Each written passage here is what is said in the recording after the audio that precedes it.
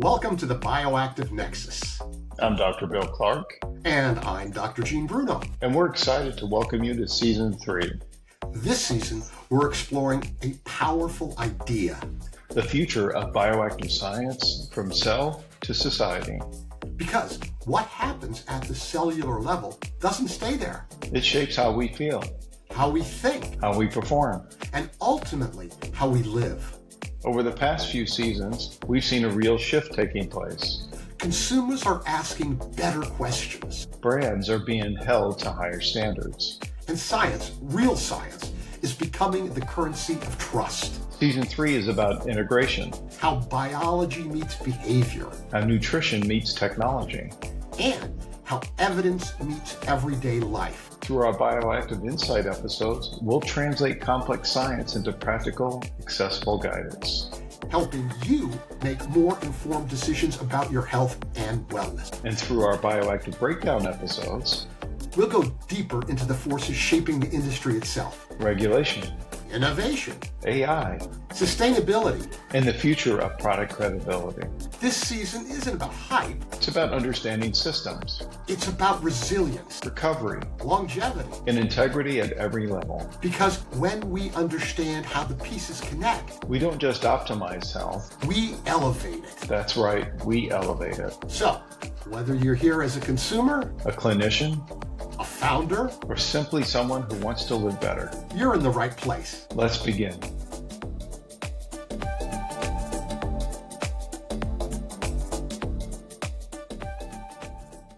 There it is. Happy New Year, Gene.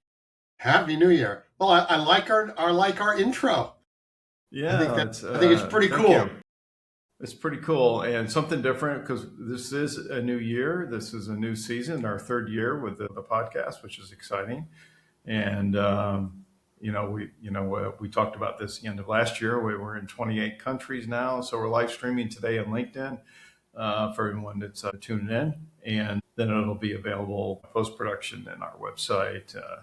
Spotify, et cetera, all the platforms out there. But anyway, so how was your holidays, man? You're good? I was pretty good. Yeah.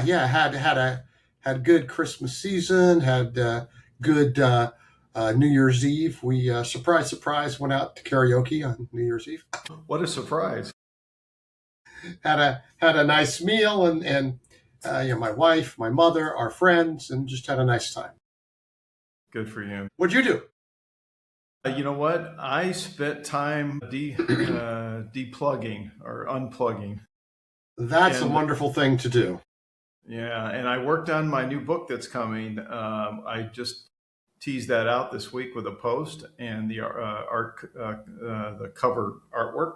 It's titled "The Way of the Conscious Leader: Where Spirit Meets Science," and it's based on my 80 plus talks or whatever over the last several years. And again, it's exciting. And of course, my TEDx talk that's coming this year as well is a snippet from the new book here. So obviously I have a flag in the sand that I need to get the book published before the TEDx talk. Yeah. Hurry. So anyway, working on that. That's what I did. But we did take some time. We did some karaoke too on New Year's Day. We had family over. Nice. That was fun. I'm getting better at singing in Spanish, Gene. Are you? Okay. So yeah, I can do You some know, really the good songs. only song I know in Spanish is, I remember like a little segment of it from, believe it or not, back in my high school Spanish class. That's it. I thought you were going to tell me it's Feliz Navidad. Well, yeah, I'm not counting that. That's easy. Let's not count that one.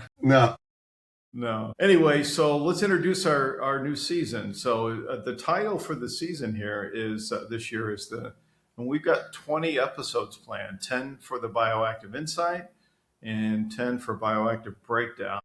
And today is a Bioactive Insight episode, but the theme of the season is the future of bioactive science. So from cell to society. So we're going to really go into a lot more detail about that. And again, of course, for those who've been following us, Bioactive Insight is geared towards consumers, and the Breakdown series is geared towards a deep dive on a particular topic. And we always have guest panelists for that. The Insight episodes are Gene and I, and then the Breakdown, we always have a guest panel come in, which is always fun to do. Yeah, it's fun for sure. It is. So Today is the first episode for the season for the Bioactive Insight.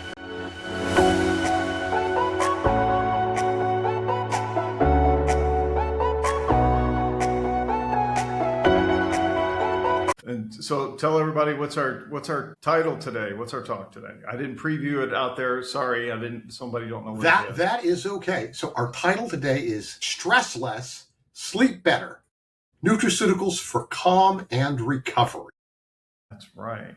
Cool. And again, we've touched on the topic of ingredients in the space and also sleep and stress before, of course, but we're going to do a few more deeper dive things on this for you guys on that, because stress and sleep are foundational to every aspect of health. So that's right. And more important than ever today. So we've got some numbers on that, but in case you didn't know it already, you probably didn't have a lot of sleep during the holidays, and some people probably got sick because of that. Because a lot of people because their immune systems were compromised, whatever, from too much festivities.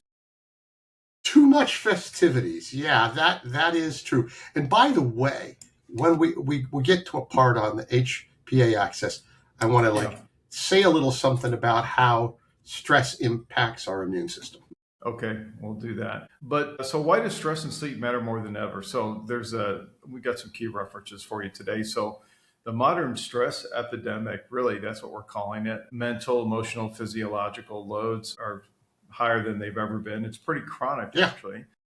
And it's cumulative, and it affects all the systems in your body. So I used to say, Gene, the Holy Trinity: eat right, exercise, and spiritual practice, meditation. But I'm making it 4 now because it's sleep. You need to get plenty of sleep. And I don't get enough sleep. I don't know about you, but Sometimes. I try. Sometimes my Fitbit tells me I did. But the American Psychological Association, Stress in America, they do an annual report. They documented that there's rising chronic stress that's linked to work, technology. I mean, we're just so plugged into technology today. Finances and even health uncertainty, of course. And that's a recent report that just came out in 22-24. Yeah. And there's a couple other things out there in the Journal of Neuroscience that talks about the physiological cost of chronic stress. Okay, so it's huge. It's huge. So we can't stress it enough, guys. Get plenty of sleep, and turn off the devices well before bedtime. Don't sit there in bed doing scrolling. What's funny is so many people will either have their TV on and fall asleep to the TV, or will have literally their phone, and they'll be doing this in the bed and looking at stuff or watching videos and not be aware of the fact that the blue light emanating from that suppresses melatonin production. So they're going to have trouble falling asleep. Yeah, and they're trying to do that thinking that this will help put them asleep. No, go read a good scientific journal right before bed. That'll do it. That'll do it. Yeah, right. Especially after the melatonin. Although the truth is, when you're laying in bed, you really ought to have all the lights off, everything dark, and work with our natural cycles to have a production of melatonin in our body, which you can't accomplish as well when you got a lot of light coming in. So you want to take the next one there on how poor sleep compounds stress and accelerates aging? Yeah, that. Yeah, so one of the things that happens when you don't have good sleep, we say compound stress. Well, everybody knows this. You don't get good sleep, you're going to be a little crankier, right? You're not going to handle things as well. And part of what goes on is that sleep loss directly correlates to an increase in cortisol. And cortisol is known as our stress hormone. And while it plays an important physiological role, it also creates some problems for us. And that increase in cortisol can have a relationship to an increase in inflammation. That increase in inflammation not only means more aches and pains, it also means, in turn, poorer sleep. And you have an increase in the biological markers of aging. So, if you have poor sleep, you've got more inflammation, which means more, problems with sickness and health. And interesting thing, when we talk about the relationship between markers of aging, there's these, telomeres, which you may have heard us talk about before, these little stretches of DNA at the end of our chromosomes that is sacrificial DNA. Your body doesn't have the genetic information in it, but it gets chopped off each time our cells divide. And when the shorter and shorter it gets, the less long we're likely to live. Sleep deprivation impacts telomere length. So there's a direct correlation to having accelerated cellular aging if you don't get enough sleep. One poor night's sleep can disrupt a number of things in our body. It can disrupt metabolism and gene expression. And when I say gene expression, I'm referring to, our genes manufacture proteins that do all the things that we need, whether it's proteins to help repair our body or to make hormones or to have just a myriad of other effects. Without good gene expression, your body just doesn't work as well. One poor night's sleep can disrupt that. It's a significant problem for sure. It is. And I should point out for you guys that for obvious reasons, there's a biological link between stress and sleep and inflammation and metabolism and immunity. They're all connected. And these systems in our body are in a closed feedback loop, right? So if one system is destabilized or dysfunctional, it's going to destabilize the other systems. It's a domino effect. There's been some recent research like in sleep and immune function, right? Which Gene was already indicating, it affects your immune system, right? Because you have an increase in inflammatory cytokines, for example. But there's definitely a bi-directional relationship between sleep and immune regulation. No question about that. No, absolutely. And there's a landmark paper in the Proceedings of the National Academy of Sciences that talks about linking stress to chronic inflammation and disease risk. No big surprise there. And can I just comment to you that when I was back in China attending a huge aging longevity biohacking conference, the thing that kept coming up again and again is the role of inflammation in aging and in disease. It just kept coming up over and over and over again. So when you say that stress links to chronic inflammation and disease risk, you really mean it links to disease risk. It hits so many things. So what you're saying is especially important to consider. Yeah, it is. And we've got some data about recovery, right? Oh, recovery, absolutely. And, one of the things that a lot of times people are they'll get stuff done, they'll be going, but they don't always allow time for recovery. And it's not a luxury. Recovery isn't a luxury. If you don't recover, if you don't allow yourself time to recover, that's a biological requirement. It's not optional self-care. If you don't give yourself some time to recover, you're going to increase the likelihood of aging quicker. You're going to have so many problems that occur. It's going to affect your heart rate. It's going to affect so many things. I mean, consider that you have your sympathetic and parasympathetic nervous systems, and your sympathetic is when you suddenly, to use an ancestral example, a saber-toothed tiger walks out and we see it and we go, oh my God, we got to run. And so our body goes into all these things. It does all these things. It amps up our heart rate. It does a number of things for us. And that's done by the sympathetic nervous system so that we can run. It's a big stress response. But afterwards, it's the parasympathetic response. That's the response that helps us to relax and to calm down.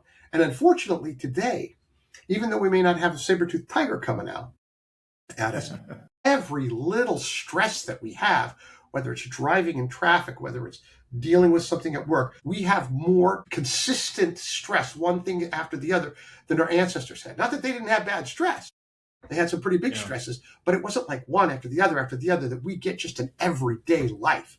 And so we really need recovery time. And if we don't have it, it impacts us. And that means recovery is sleep. Recovery is also just sitting down and chilling for a while and being able to clear your mind.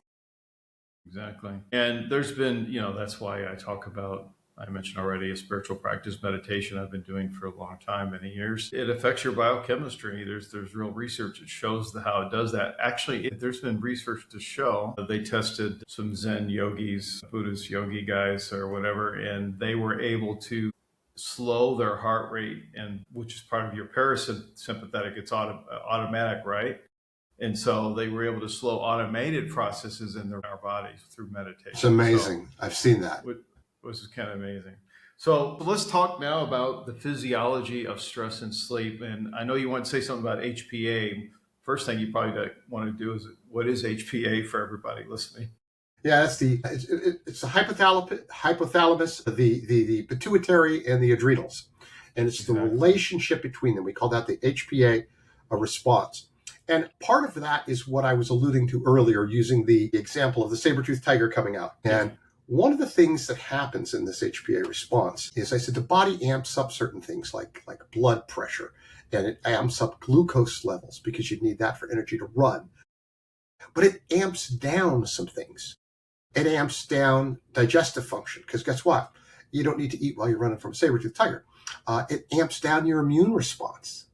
Down because you don't need to be trying to fight off disease while you're running from a saber-toothed tiger. It has effects on you that in the short term are good, but in the long term are extremely detrimental if you constantly are activating that HPA response. If you're constantly having a sympathetic response and you don't get your parasympathetic response to catch up.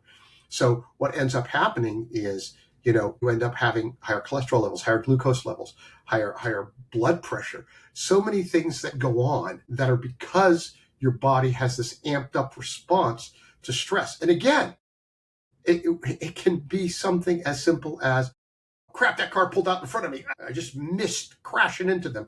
Oh, that idiot keeps cutting me off in traffic. Oh, this keeps happening, or that keeps happening, or so many different things that go on. Maybe you open up your email and you see that 99% of it is spam and you're frustrated. You're feeling a little stressed out over that because you got to go through all those to find out which ones are legit and which ones aren't. There's so many modern day phenomenon that takes place that gives us stress, not to mention the really big life stresses, deaths, marriage, even good stresses, all kinds of things that go on in our life. Sure. Are having this effect on us. So when you have that hypothalamic pituitary adrenocortical stress response, it affects many things. You get a lot of cortisol going on. We talked about that earlier. It disrupts sleep. It disrupts the immune response. It disrupts metabolism. It creates more fatigue, insomnia, and disease risk. So there is that to consider. Right. And we don't need to go into the sympathetic versus parasympathetic. You just talked about that. Yeah. Which is, but if you have chronic sympathetic activation, that's what you're talking about, it suppresses the parasympathetic, and which impairs sleep and recovery, stuff like that. You have to have that balance there. You got it. If you're constantly running away from saber-toothed tigers or zombie invasion, I'm sorry, I'm finally getting to season 11 for Walking Dead. And I'm finally in the last season. It's like every episode is like constant stress from getting away from zombies. Anyway, so yeah, that goes on. But let's talk about circadian rhythms and why the timing matters too. So obviously sleep quality depends as much on when we sleep and as well as how long we sleep. So it's quality of sleep and everything. So yeah, people get a lot of circadian rhythm problems, particularly when they are doing things like working the graveyard shift. Yeah, I used to do that. Oh my God, I'm so sorry. Of all the things I've had to do in my life, that has not been one of them. I haven't had to work. That was the most unpleasant thing that I ever did. It was from 11 till 6 in the morning, and it was packing boxes in a warehouse. But I was young. So, I kind of rocked and rolled that, but it totally messes up your body's circadian rhythm. I'm telling you. It does. And again, it comes down to this, our ancestors lived in an agrarian society, right? We kind of got up with the sunrise, went to bed with the sunset. Right. We worked during the day, and we were in sync with the natural cycle. When the light came out, it suppressed melatonin production. We started working, we did all our stuff. And when the light started to decrease, we started having melatonin production. When it got to a sort of a critical mass, you went to sleep.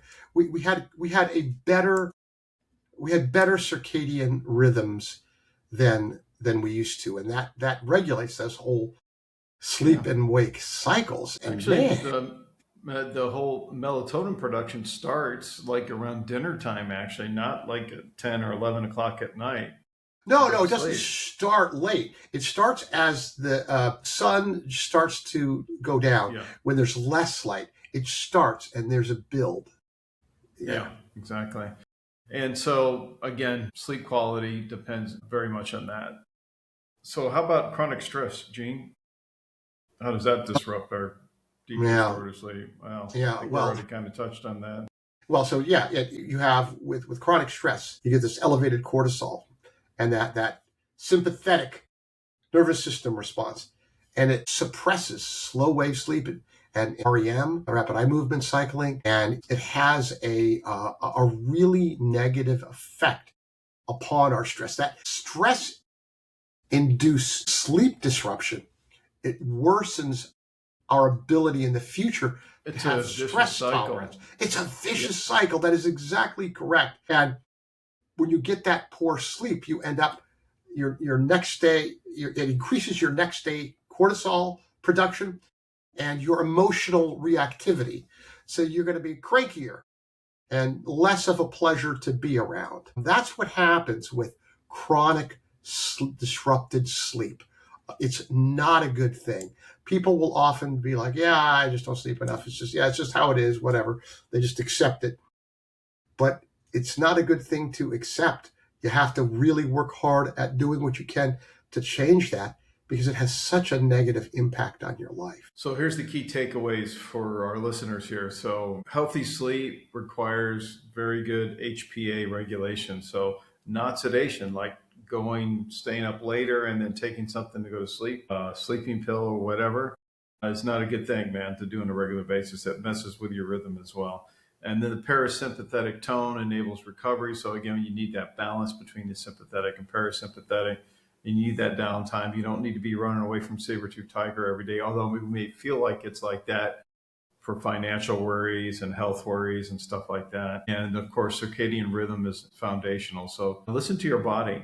And so for sure, like I said, eating right helps with all of this, by the way. Supplements, of course, we're going to get into that next, what type of supplements. And then for sure, the spiritual practice and meditation stuff, it's all connected. So all these things work together in terms of a practice. And exercising, like before this podcast, Gene, I just did my 1,000-meter swim, and I'm very relaxed right now. And, about 2 o'clock, well, that's in 30 minutes for me. Well, probably after this podcast, I'll be ready for a nap and have a little power nap maybe or something like that, because I found as we get older, as baby boomers, that actually is better if I do that. If I try to tough it out and go a long day, it's unproductive towards the end of the day. It's better to take a break, listen to your body. This is the most important thing. Listen to your body, okay? And we stopped doing that with all of our technology and the way our society is today. We stopped doing these things. Like you said, the agrarian society. Yeah, you were up at there was no, in some cases early on, there was no electricity, right? They were up at sunrise and bed at sunset, right? Whenever That's how it was. Yeah. And there was no lights, and yet you were lighting candles or whatever. Anyway, so there you go, guys. That's some background on sleep and stress and how they're very much interconnected and how it affects our lives. So let's talk about the fun stuff. The key nutraceuticals that we can use to help support our calm and recovery, that parasympathetic piece. So you want to start us off, man? Sure. Well, when we talk about stress and what we can do for that, I mean, sort of the first line of defense, maybe not the first, maybe the first, from a nutraceutical standpoint, is to think about adaptogens. Everybody should be using an adaptogen. An adaptogen, for anybody who doesn't know, is a nutraceutical, typically an herb, typically a root herb that helps to modulate your body's response. An adaptogen has the ability, if you're too high, it brings you down. If you're too low, it brings you up. It creates homeostasis. It creates balance. Consequently, it's not unusual to find studies on adaptogens that show a broad range of different effects. Because when you get to a place of balance, your body's working better, you can find so many improvements. Now, some of the things that are examples of these are ashwagandha. Ashwagandha is the classic Ayurvedic herb shown with so many studies that have been done on it, not to mention a few thousand years of traditional use, just many, hundreds of studies showing the effectiveness of ashwagandha for so many purposes, particularly in helping with stress response, sleep, a number of different areas. Other things are like Eleutherococcus senticosus. It used to be called Siberian ginseng, but it's not actually in the ginseng family. It's not actually ginseng, yeah, exactly. Another one is ginseng, Panax ginseng. That's another one. That's part of traditional Chinese medicine. That's been shown. Both of those, both the Eleutherol and the ginseng, have been shown to be great adaptogens that have similar effects. Most of them have very similar effects. Some of them have standouts in certain areas, but they'll all be good for that. And then there's rhodiola. Rhodiola rosea. Rhodiola. Yeah, I've used it extensively. It's been used like in Russia and a number of areas. Yeah. To ashwagandha. In fact, to take the two together is really good. And there's been some interesting studies on it. Some of the studies I've seen on rhodiola are pretty cool with regard to fatigue and what it's able to do. So any of those can be good, either alone, and some of them, to your point, in combination, can have value. You want to hit the next one on the stress meter there? Yep. So again, then we have L-theanine and GABA. So that affects those pathways. And of course, magnesium also targets the GABA A receptor as well. So that's why you'll see that in sleep products. You'll see magnesium with L-theanine, probably with melatonin or something like that. And those that's what we see. Yeah, and the interesting thing about L-theanine is it's known to help promote alpha waves, the calming, relaxing waves. It's not a put you to sleep wave. No, it's that calm you down. And sometimes that's all a person needs to get to sleep because their mind's going and going and going. And it's the chill pill nutraceutical helps to calm you. And well, I highly recommend the meditation here, man, especially. Absolutely. Because that's very calming and it's breath work and it does shift the energy there and your biochemistry.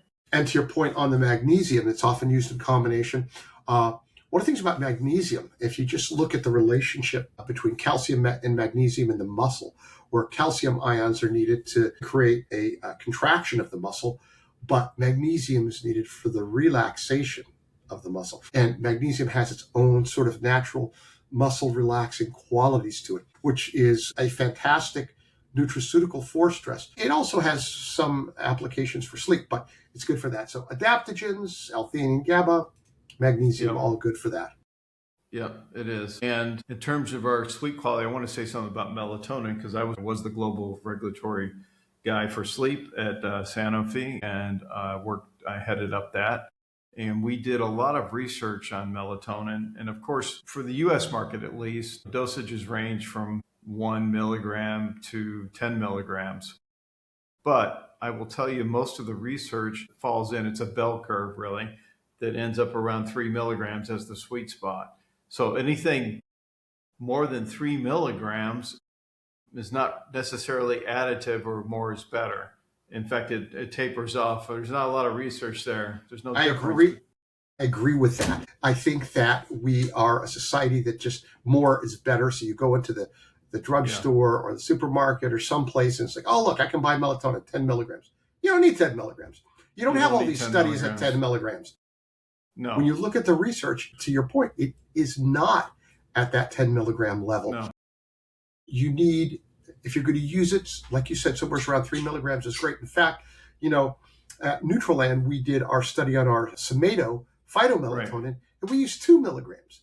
And in 2 milligrams, we got statistically significant improvements in sleep, including falling asleep 33% faster, improvements in quality, a number of parameters. So good, in fact, that that was a pilot study that we're now doing a randomized control trial. But 2 milligrams, folks.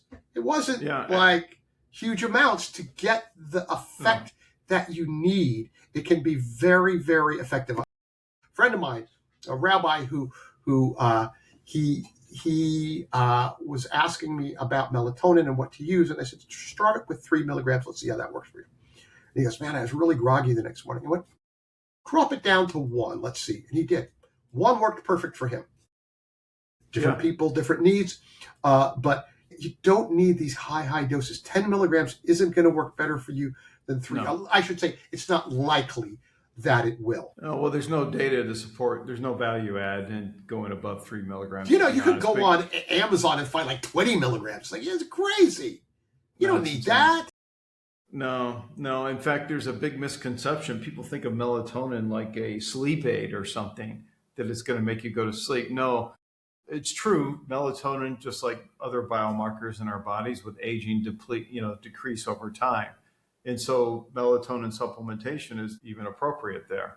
But again, you don't need huge doses of that. Right. I mean, and you need to take it at the appropriate time too. You do. Yeah. About an hour before bedtime is a good general rule of thumb. Actually, I talked with a doc who's one of the leading sleep researcher. He's at the University of Tucson there in Arizona, and he worked with the Fitbit guys to help them with their sleep part of that Fitbit. But he told me that sleep, and he did a lot of research on melatonin. But again, the labels say to take hour, 30 minutes before bed. But the reality is you should be taking it at dinner time. And that's what he said. That's when it starts. Right. But the reason the labels don't say that is because people maybe go driving afterwards or do whatever, and that's why they don't want anybody falling asleep at the wheel. It's a legal thing. Right. Also, you have to take a look at the research. I mean, we're scientists, so we always go with this. What do the studies show? I can't speak to all the studies, but most of the studies I've read are somewhere in that hour beforehand effect. Now, that doesn't mean that if you took it at dinner time, it might not work better.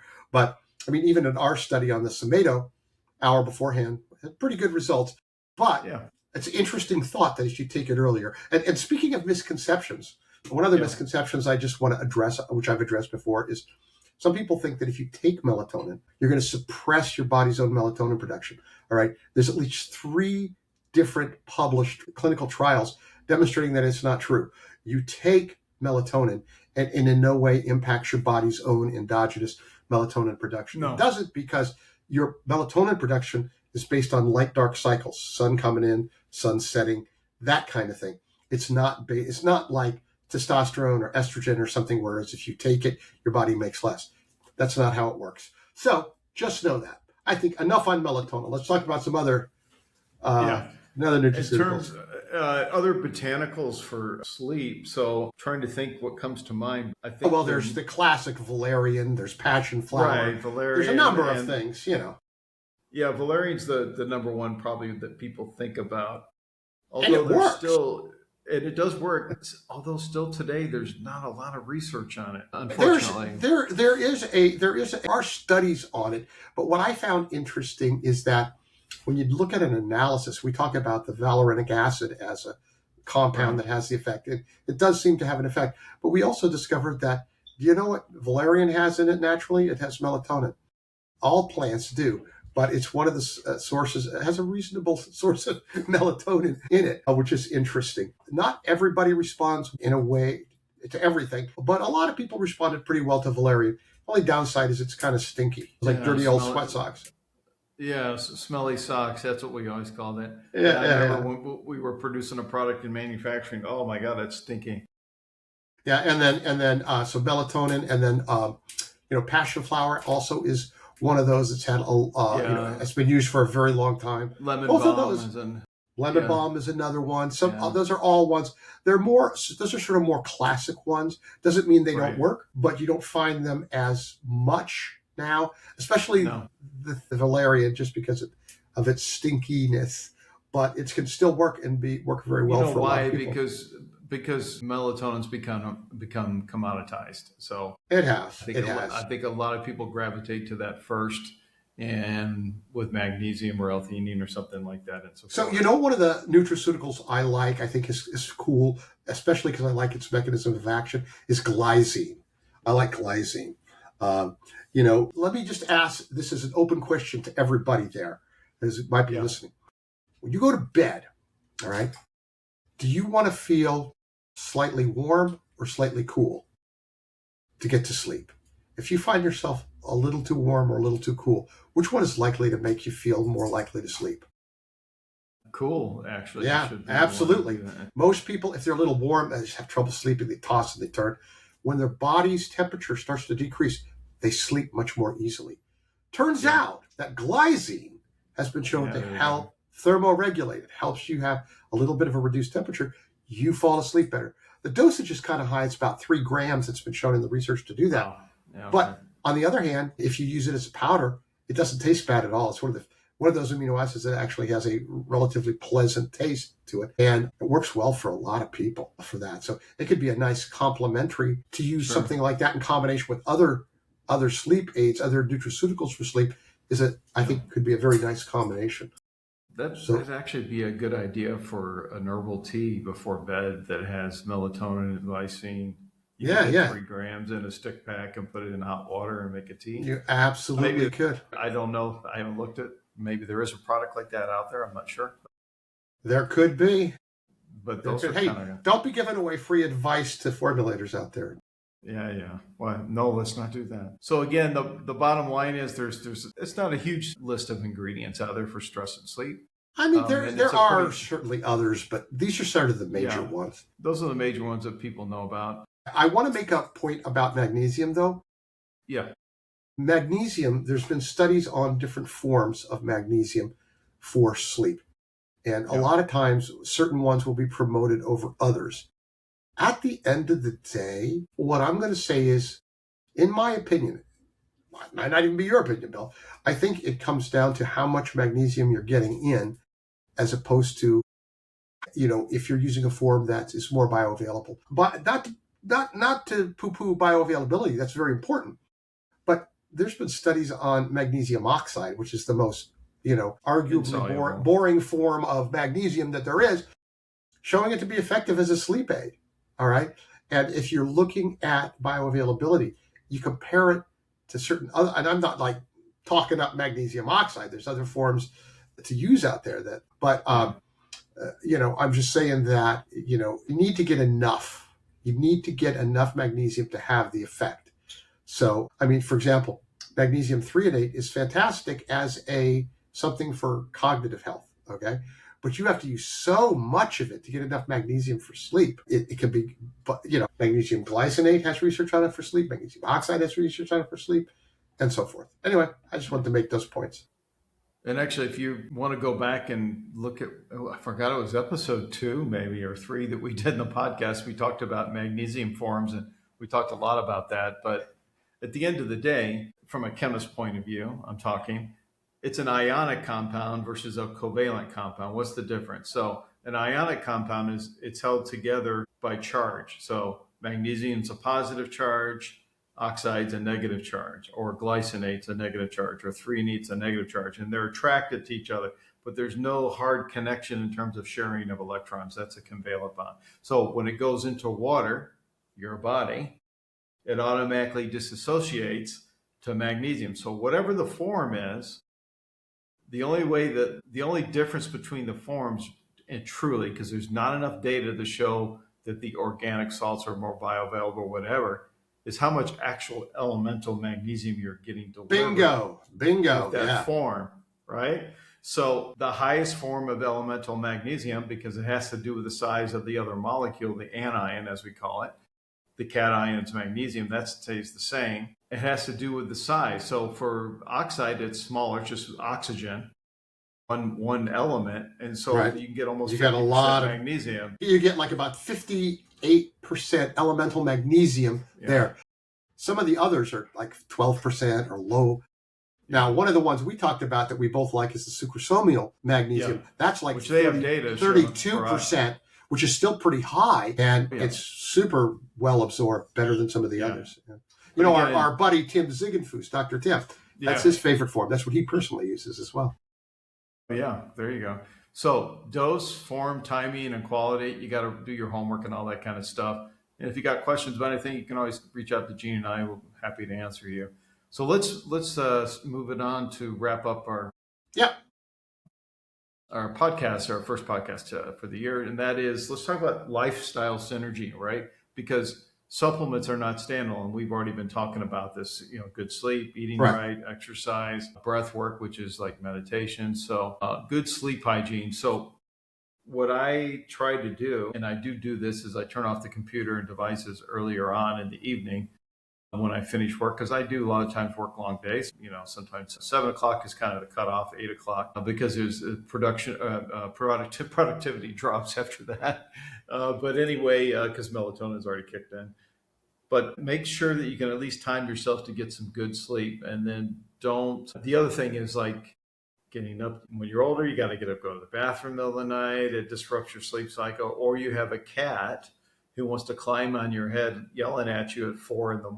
It doesn't help either. So you got to compensate for these interruptions and go to bed earlier. Okay, that's the take home message. We have two dogs that sleep on our bed with us. Jeez, and we and do they too, that one dog. and if they happen to hear a raccoon or something at night in bed at a sound sleep here, they don't even wait until they get outside. They start doing a loud bark right on the bed, waking you up like, ah! Yeah. They're having a heart attack when that happens, man.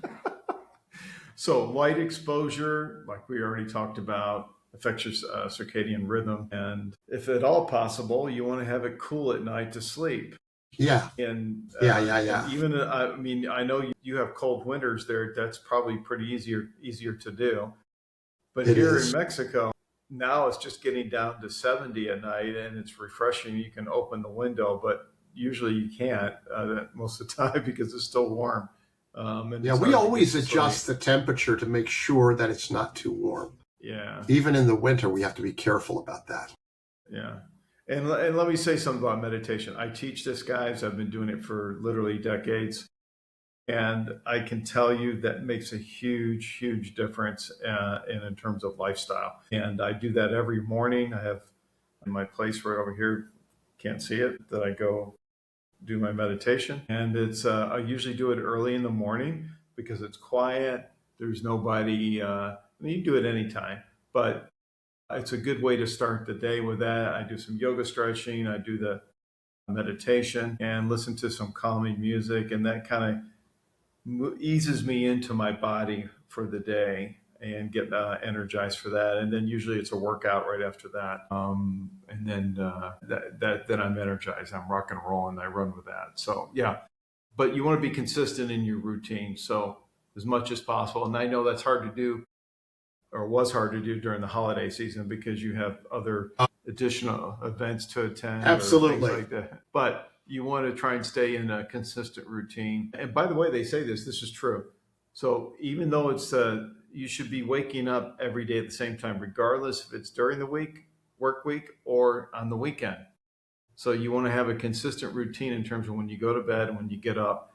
And that works for me because I'm an early riser anyway. So I get up early in the weekend, and it's kind of nice because, I don't have things that I'm doing for work. I can do other things. But yeah, consistent routines, guys. That's really important. It is. So let's talk about some practical takeaways for our listeners. You want to think about building a calmness recovery stack responsibly. So think about some of the nutraceuticals we talked about, things like magnesium, things like adaptogens, theanine, some of these other things we talked about, melatonin, etc. You want to think about building that kind of a stack and utilizing it. Now, you also want to be cautious if you're using other medications. Make sure that what you're using isn't going to have any kind of interactions. If you have any kind of conditions, you want to be careful about what you're using. And if you're not sure, make sure to consult an expert. And I just want to make the point, and I'm not bad-mouthing, primary care physicians here, but I have seldom, if ever, met a primary care physician who, if she said, "Is it okay to take valerian with this?" would have a clue. No, they just don't know. And that's so when I say an expert, if you have, like my primary care physician happens to be an integrative physician and knows a great deal about this stuff. And of course, I have all my own sources for that. If you don't know, look into it, ask somebody, do some research, make sure to find out. And, you want to personalize the approach to you. You said some important things, Bill. You talked about meditation. We talked about sleep hygiene, all of these things. You want to put together a personalized program for what works for you. I've discovered that the same nutraceuticals don't work for me that work for my wife, and vice versa, through experimentation. And so Yeah. I can give her something that works really, really well. Back in the day, before melatonin was a thing, we used to use like tryptophan and valerian. Now, I could take tryptophan and it would have a fantastic effect on me. It just didn't work that way for my wife. I gave her valerian. She That's went the to sleep. opposite for my wife and I. She takes the tryptophan every night, and boom, she has better sleep. I didn't notice any difference personally, and maybe that's because I'm doing more exercise and you're probably producing more meditation. serotonin anyway, and so taking the tryptophan, which produces serotonin, wasn't going to work as well for you. So yeah, I don't think it was noticeable and value add there for me. But speaking of personalization, I want to say something about that, and that is I'm excited about our NutriSelect app that'll be coming out later this year. Because once we've scaled that app in terms of covering every health indication, including what we're talking about today, like stress and sleep, and as you're using the app, it's going to learn from how things are working for you. So you will be able to truly personalize your regimen, your stack of what you're taking of products for stress and sleep and anything else, because you're going to be able to track in real time your wellness progress. And of course, we're going to have real-time data from thousands of users that's also going to be instructive in terms of making recommendations to enhance your profile. Because like we've already said, what works for one person doesn't necessarily work for another at the same dosage even. So it's really important. I'm excited about what that's going to look like down the road. Again, we're talking about launching that later in Q2 here this year. That's the target. So stay tuned for that. But again, that's going to get us to a real true personalization of that. Yeah. So speaking about things coming up, let's talk about what's next. What's next? Yeah, what's next? Okay, so and actually this is the first year that Gene and I have actually mapped out the program for every episode for the whole year. Usually we're not doing that, but we have it all mapped out. So guess what? The next Bioactive Insight will come. We're going to alternate. So today's a Bioactive Insight. The next episode is going to be a Bioactive Breakdown. That one is on January 20th. It's coming up in basically a couple of weeks here, right? Yeah. And that's titled Regulatory Reckoning, the Future of Dosage and Product Transparency. And we have two guest panelists for that. We have Ivan Wasserman from Amin Wasserman. What's the firm again? And then it changed, so I don't remember. It keeps changing because they have different partners. And then Asa Waldstein from Apex Compliance. So again, it's going to be both of these are regulatory experts who know their stuff, and they are going to be great. I did that as well. Yeah. Much of my history has been science and regulatory, so it's hard to separate them once you get into it. No, it's not. So again, that's coming up in January 20th. Stay tuned I'll put out a post or announcement on LinkedIn about that and the information about that. And then our next Bioactive Insight, which will probably come in early February, is Mitochondrial Magic, boosting energy from within. Ooh, it's going to be a cool one. Yeah. Who doesn't need energy, man? Yeah, exactly. And listen, guys, don't forget, if you like what you hear, don't forget to subscribe, to follow, and to share. Yes, please do that. And share it with everybody else. Keep following us. Any last minute thoughts, closing reflections? Yeah, I'm all about consistency over complexity. Whether you're using a single nutraceutical or just a couple, you have a practice that helps you sleep. It's the consistency, doing it day after day, week after week, month after month, year after year, that gets you the results you need. Consistency over complexity. Exactly. And that's why I always say, when people do ask me, when they say, hey, Dr. Bill, what do I take for this?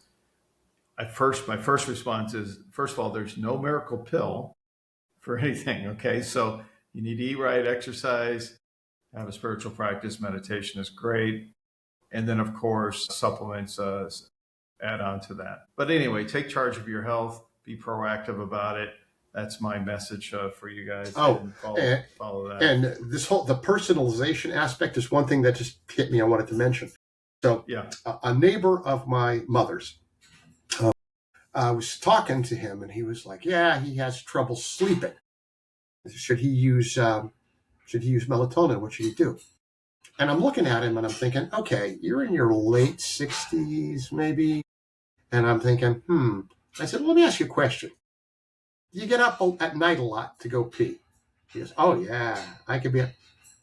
So after asking a series of questions, I said, "Okay, I think it's likely you're starting to get a little bit of an enlarged prostate, and it's causing you to have." So instead of giving him stuff to help him sleep, I gave him nutraceuticals to help with prostate function. And I told him, have some patience, because the ones for prostate function may take like 90 days. Within about a week and a half, boom, he had results. He was sleeping like a baby. It's important to personalize. One size does not fit all. Exactly.